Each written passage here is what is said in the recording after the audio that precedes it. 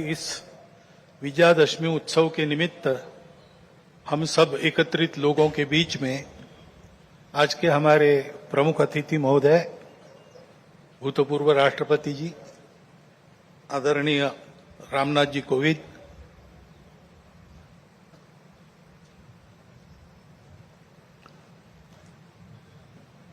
विदर्भ प्रांत के माननीय संघ चालक जी, माननीय सहसंघ चालक जी, नागपुर महानगर के संघ चालक जी, उपस्थित अन्य अधिकारी वर्ग,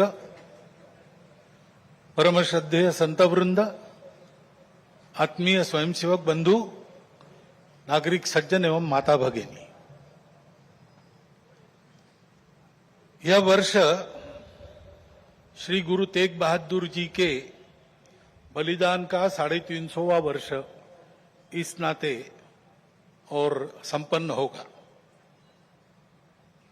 हिंद की चादर बनकर जिन्होंने अत्याचार, अन्याय और सांप्रदायिक भेदभाव से समाज के मुक्ति के लिए अपना सर्वोच्च बलिदान दिया, समाज की रक्षा की, ऐसी एक विभूति, उसका स्मरण इस वर्ष होगा। आज 2 अक्टूबर है, इसलिए स्वर्गीय महात्मा गांधी जी की भी जयंती है। अपने स्वातंत्र्य की लड़ाई में उनका योगदान तो अविस्मरणीय है, परंतु स्वतंत्रता के बाद भारत कैसा हो, भारत का जीवन किस प्रकार के तंत्र से चले, उसके बारे में विचार देने वाले हमारे जो उस समय के दार्शनिक नेता थे, उनमें उनका स्थान अग्रणी है।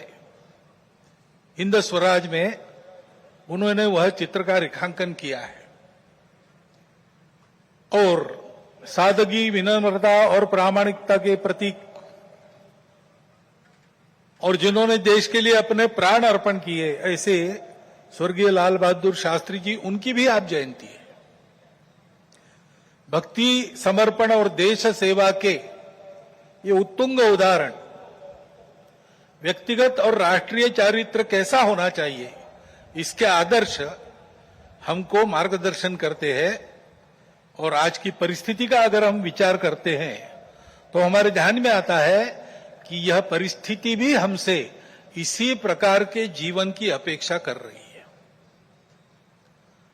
परिस्थिति एक सी नहीं होती, अनेक रंगों की होती है। तो परिस्थिति में बहुत कुछ अच्छा है, इसलिए बीता कालावधि 1 वर्ष का हमारी आशाएं और विश्वासों को भी दृढ़ करता है, और हमारे सामने पुरानी और नई जो चुनौतियां उपस्थित है, उनको अधिक स्पष्ट करने वाला भी वही कालावधि है। जैसे प्रयागराज में एक विशाल महाकुंभ हुआ, आधुनिक व्यवस्थापन के सारे कीर्तिमान तोड़कर एक जागतिक विक्रम तो उसने प्रस्थापित किया ही, लेकिन संपूर्ण भारत में श्रद्धा और एकात्मता की एक लहर उसने दौड़ा दी।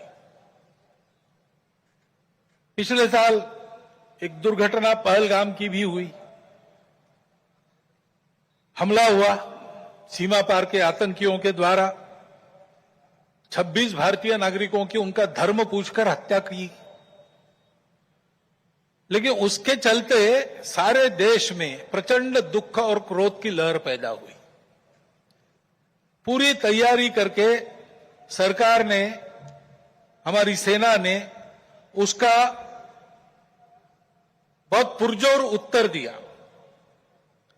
सारे प्रकरण में हमारी नेतृत्व की दृढ़ता, हमारी सेना का शौर्य, कौशल्य और समाज की एकता और दृढ़ता का एक उत्तम चित्र प्रस्थापित हुआ। और यह भी वह घटना हमको सिखा गई कि यद्यपि हम सबके प्रति मित्रभाव रखते हैं और रखेंगे, फिर भी अपने सुरक्षा के विषय में हमको अधिकाधिक सजग रहना पड़ेगा, समर्थ बनना पड़ेगा। क्योंकि इस घटना के बाद दुनिया में विभिन्न देशों ने अपनी अपनी जो भूमिका ली, उसमें हमारी ये भी ध्यान में आया कि हमारे मित्र कौन कौन है और कहां तक है। देश के अंदर भी अशांति फैलाने वाले असंवैधानिक उग्रवादी या संविधान विरोधी कहिए उग्रवादी नक्सली आंदोलन पर शासन और प्रशासन की दृढ़ कार्रवाई भी हुई और उनके अनुभव से उनके विचारधारा का खोखलापन और उनकी क्रूरता का अनुभव होने के कारण समाज भी उनसे मोहभंग होकर विमुख हो गया। लेकिन उनका नियंत्रण तो हो जाएगा, परंतु अब ये उस क्षेत्र में एक बड़ी जो बाधा थी वो दूर होने के बाद उस क्षेत्र में न्याय की स्थापना हो, विकास वहां तक पहुंचे, सद्भावना, संवेदना और सामरस्य वहां स्थापित हो, इसके लिए समाज की भी और शासन प्रशासन की भी योजनाएं चलनी पड़ेगी, क्योंकि इनका अभाव ही ऐसे उग्रवादी ताकतों के पनपने का कारण बनता है। इससे त्रस्त मनुष्य दूसरा कुछ उपाय दिखता नहीं, इसलिए निराश होकर उनको प्रश्रय देता है। ये न हो इसलिए ऐसी योजनाओं की आवश्यकता है। आर्थिक क्षेत्र में भी हम आगे बढ़ रहे हैं। ऐसा जो प्रचलित परिमाण है दुनिया के, उसके आधार पर कहा जा सकता है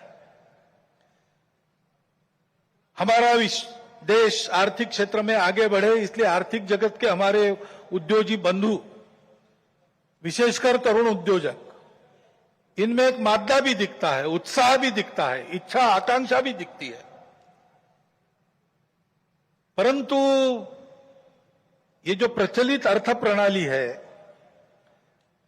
सारी दुनिया में वही है, तो सारी दुनिया के अनुभव में उसके कुछ दोष भी आ रहे हैं। विकास के इस प्रकार के पद्धति से अमीरी और गरीबी का अंतर बढ़ता है। आर्थिक सामर्थ्य कुछ चंद हाथों में एकत्रित होता है। शोषण करने के लिए एक नया सुरक्षित तंत्र इसमें से खड़ा हो सकता है, चिंता नहीं की तो। पर्यावरण के हानि की समस्या खड़ी हो जाती है और मनुष्यों के आपसी व्यवहार में कई प्रकार की व्यापारिक दृष्टि और अमानवीयता की बातें प्रवेश कर जाती है। इन दोषों की बाधा हमें नहीं होनी चाहिए, इसलिए भी कि अभी हाल में अमेरिका ने जो नई टैरिफ नीति अपनाई, उनके अपने हित के लिए अपनाई होगी, लेकिन उसकी मार तो सभी पर पड़ रही है।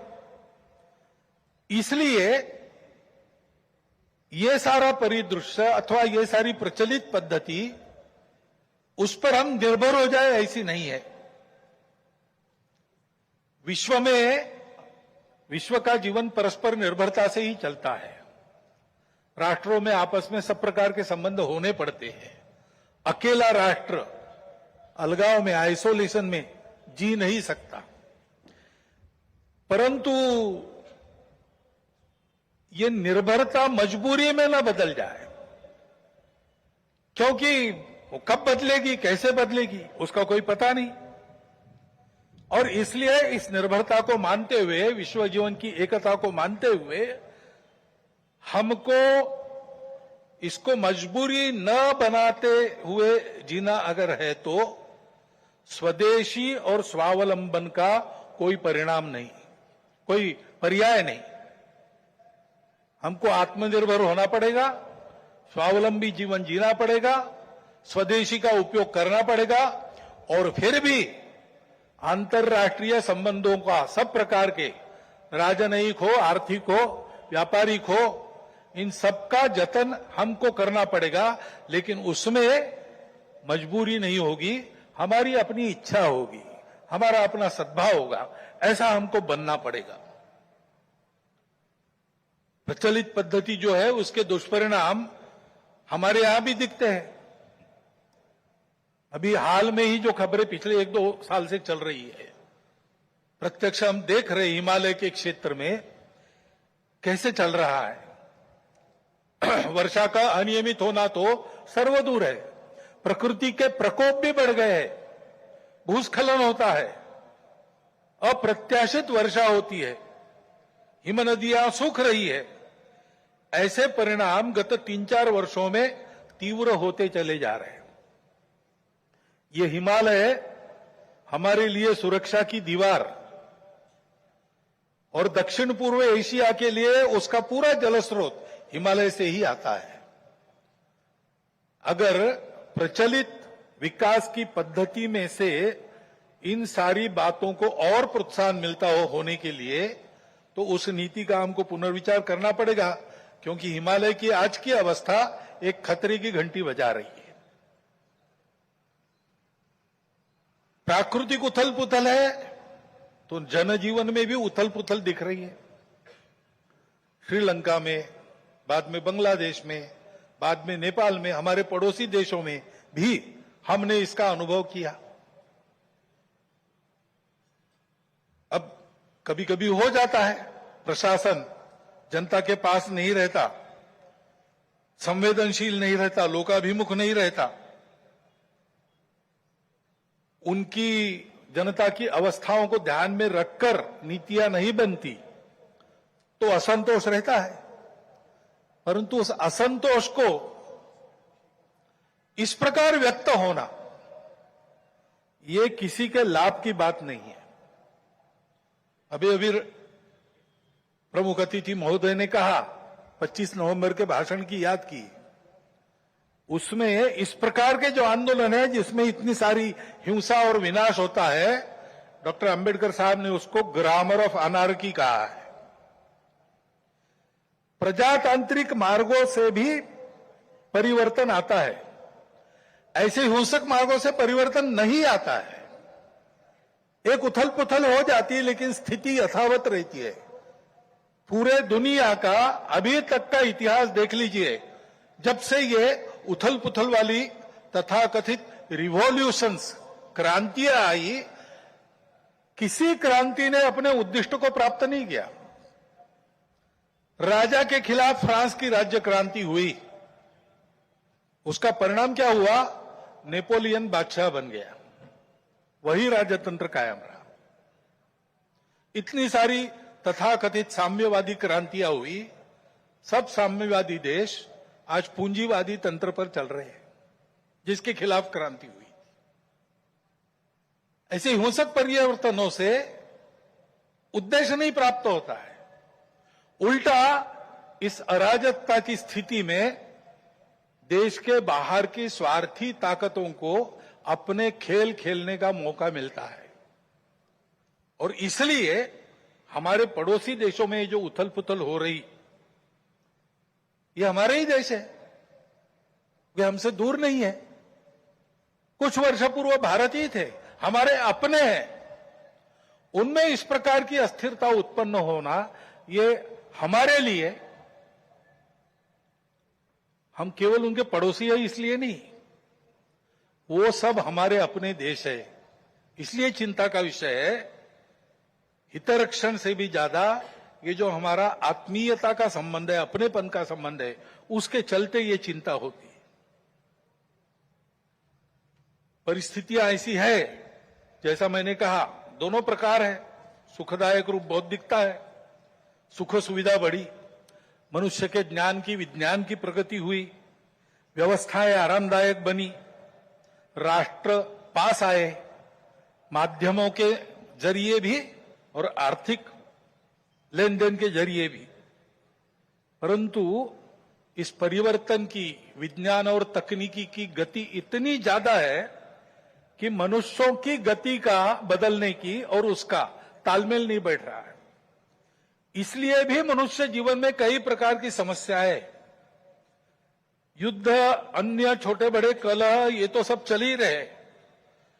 प्रकृति के उग्र प्रकोप को हम अनुभव कर रहे हैं, लेकिन परिवारों में भी टूटन आ रही है। नागरिक जीवन में बढ़ता हुआ अनाचार, अत्याचार दिखाई देता है। इसके शमन के, इसके उपाय चलते हैं, प्रयास हुए हैं, परंतु इसका पूर्ण निदान होने में वो असफल हो गए। और तो और उसके ऊपर अस्वस्थता, कलह, हिंसा को बढ़ाते हुए विश्व में सब प्रकार की परंपरा, मांगल्य, संस्कृति, श्रद्धा, इसका संपूर्ण विनाश ही आगे परिवर्तन लाएगा। ऐसी उल्टी विचारधारा, विपरीत विचारधारा और घातक विचारधारा लेकर चलने वाला एक नया पंथ उदय में आया। बहुत पहले आया, आजकल वो भारत में भी अपने हाथ पैर फैलाने की कोशिश कर रहा है। सभी देशों में उसके कारण जो समाज जीवन की अस्त व्यस्त अवस्था हुई है और एक तरह से अराजकता की ओर सारा समाज बढ़ रहा है, ऐसी संभावना दिखती है। उसका अनुभव सब देशों में हो रहा है और इसलिए इन सारी परिस्थितियों को लेकर विश्व जब पुनर्चिंतन करता है तो वो भारत की ओर अपेक्षा से देखता है। भारत इसका कोई उपाय निकाले, ऐसे विश्व में भी अपेक्षा है।